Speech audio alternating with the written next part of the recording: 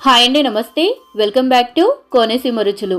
ఈరోజు వీడియోలో శనగపిండితో టేస్టీగా హల్వాని ఎలా తయారు చేసుకోవాలో చూద్దామండి.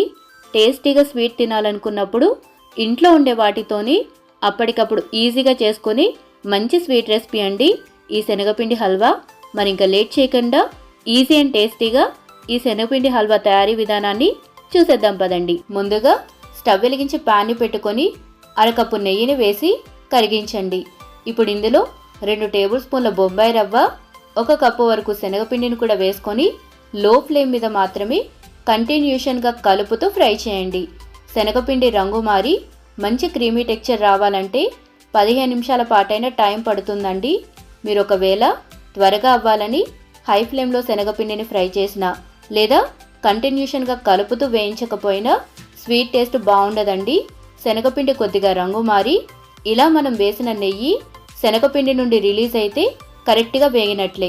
ఇప్పుడు ఇందులో అరకప్పు పంచదారను వేసుకొని మరొక 2 నిమిషాల పాటు కలుపుతూ వేయించండి.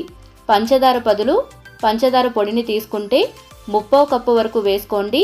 స్వీట్నెస్ కరెక్ట్గా సరిపోతుంది. పంచదార కరిగాక ఇప్పుడు ఇందులో అరకప్పు వేడి నీళ్లను పోసుకొని హల్వాని ఉడికించుకోవాలి.